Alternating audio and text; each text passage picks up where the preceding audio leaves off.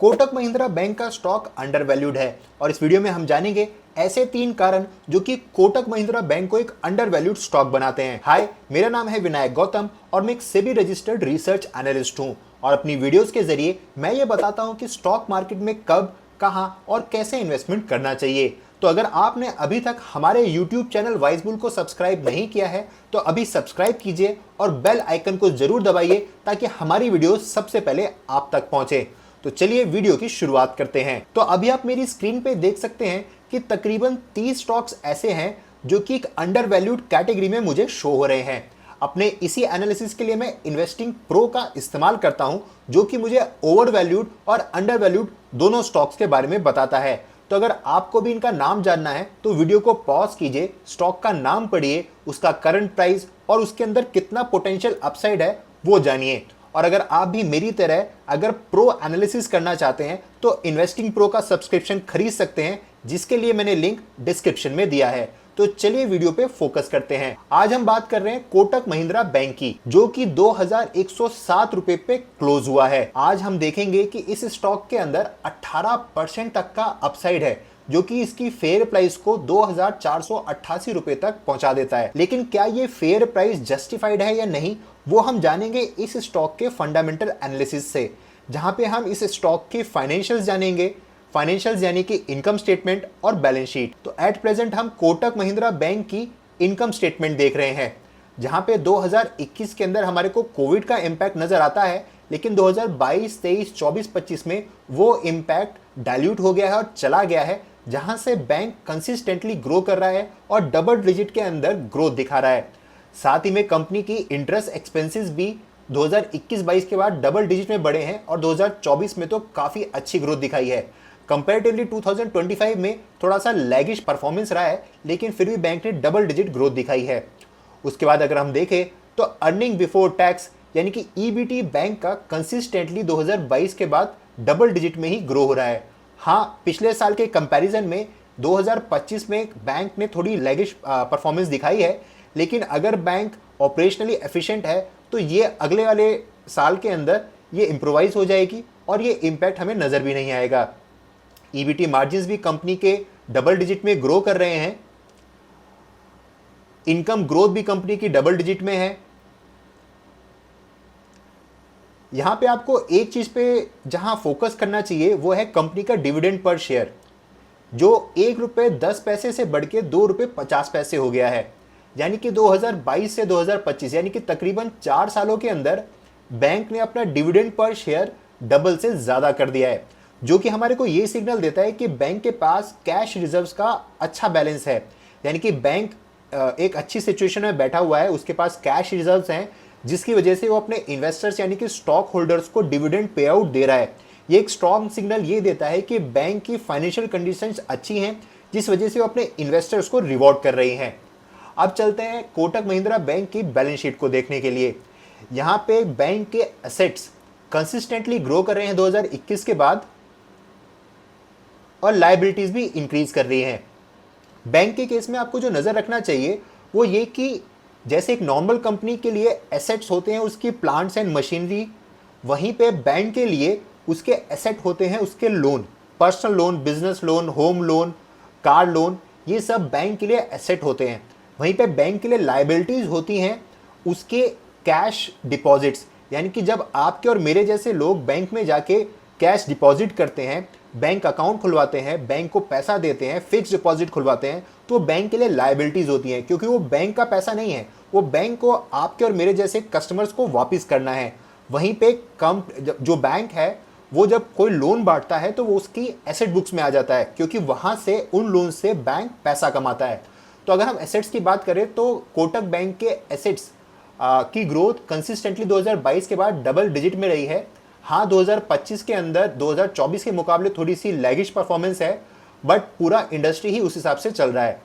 Cash and cash equivalents के अंदर भी ग्रोथ दिखाई है जो कि 2024 के कंपैरिजन में काफ़ी अच्छी 155% की ग्रोथ है, यानी कि 1.5 गुना की ग्रोथ दिखाई है बैंक ने। वहीं अगर हम लायबिलिटी साइड आएँ तो बैंक कंसिस्टेंटली ग्रो कर रहा है, यानी कि बैंक के पास डिपॉजिट आ रहे हैं, यानी कि इन्वेस्टर्स का भरोसा इस बैंक के अंदर है। ताकि क्योंकि बैंक, आपके और मेरे जैसे लोग बैंक में जाके अगर पैसा जमा करवा रहे हैं, मतलब कि उसकी पब्लिक इमेज, उसकी परफॉर्मेंस अच्छी है, जिस वजह से हम बैंक की लाइबिलिटीज़ को इम्प्रूव कर रहे हैं और बैंक भी उसको कंसिस्टेंटली मेंटेन करे हुए है। यानी कि बैलेंस शीट में देखें तो कोई भी ऐसा रेड फ्लैग एज प्रेजेंट हमारे को नज़र नहीं आता है। चलिए बात करते हैं compare to other banks and industry. अगर यहाँ पे देखें तो बैंक की पीई रेशो इंडस्ट्री स्टैंडर्ड्स के मुकाबले 18.93 यानी कि डिस्काउंट पे चल रही है। जहां इंडस्ट्री 23.02 के ऊपर ट्रेड कर रही है, वहीं पे बैंक 18.93 यानी कि डिस्काउंटेड प्राइस पे ट्रेड कर रहा है। प्राइस टू सेल्स के अंदर भी बैंक इंडस्ट्री स्टैंडर्ड से कम पे ट्रेड कर रहा है, 6.12। हाँ, कैश फ्लो के मामले में इसकी नेगेटिव सिचुएशन है, जो कि इंडस्ट्री स्टैंडर्ड से काफ़ी ज़्यादा खराब है, बट उसके अलावा प्राइस टू बुक वैल्यू भी इंडस्ट्री स्टैंडर्ड के हिसाब से ही है। यहाँ पे अगर प्रॉफिटेबिलिटी की बात की जाए तो ऑपरेटिंग मार्जिन्स बैंक के 35.5%, जबकि इंडस्ट्री के 43.96% है। यहाँ पे गौर करने वाली बात यह है कि बैंक के नेट मार्जिन्स इंडस्ट्री स्टैंडर्ड से सिर्फ 2% कम है, जबकि ऑपरेटिंग मार्जिन के अंदर तकरीबन 7% या 8% का डिफरेंस है, जो कि नेट मार्जिन्स में आते आते सिर्फ 2% का रह जाता है, जो कि हमें ये शो करता है कि हाँ, कॉम्पिटिटिव मार्केट सिनेरियो के अंदर भी बैंक इतना ऑपरेशनली एफिशिएंट है कि कम ऑपरेटिंग मार्जिन के ऊपर भी वो हाई प्रॉफिट मार्जिन शो कर रहा है। वहीं पे अगर हम रेवेन्यू पर शेयर की बात कर रहे हैं तो बैंक का इंडस्ट्री स्टैंडर्ड से ऑलमोस्ट डबल रेवेन्यू पर शेयर है। ईपीएस भी करीबन 40-50% हाई है। कैश पर शेयर भी इंडस्ट्री स्टैंडर्ड का ऑलमोस्ट डबल से भी ज़्यादा है, 2.4% के करीबन है, जहाँ पे इंडस्ट्री स्टैंडर्ड 148 के हैं।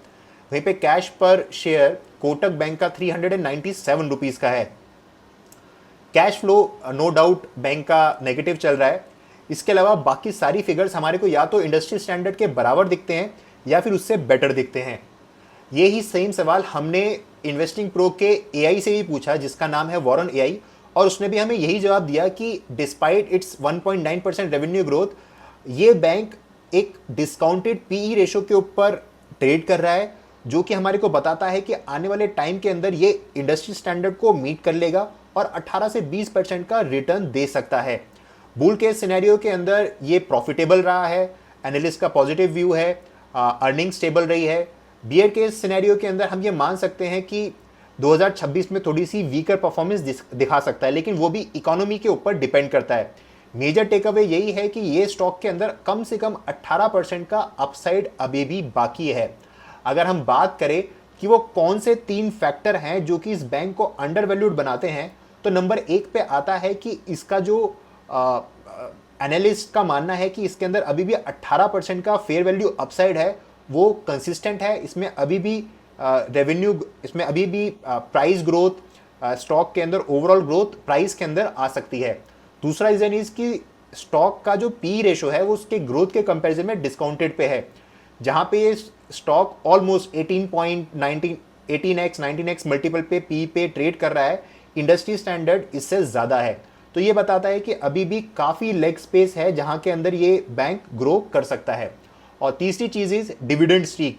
हमने जैसा कि शो करा कि बैंक पिछले 4 सालों के अंदर अपना dividend pay out almost double कर चुका है, यानी कि बैंक के पास कैश रिजर्व्स है, उसका अपने फाइनेंशियल्स के ऊपर काफ़ी अच्छा भरोसा है, जो कि इस बैंक को ये बताता है कि ये बैंक जो है आने वाले समय के अंदर ग्रोथ दिखा सकता है। और जो ये लैग अभी भी कंपनी के पास है 18% का अपसाइड, वो उसको बहुत ही जल्द मैचअप कर लेगा। और अगले 1 साल के अंदर अगर बैंक अच्छा परफॉर्म करता है तो 18% का अपसाइड हमारे को बड़े आराम से देखने को मिल सकता है। आशा करता हूँ आपको हमारी वीडियो पसंद आई होगी, और अगर आपने अभी तक हमारे चैनल को सब्सक्राइब नहीं किया है तो प्लीज़ सब्सक्राइब कर लीजिए, और इन्वेस्टिंग प्रो का सब्सक्रिप्शन खरीदने के लिए लिंक डिस्क्रिप्शन में है।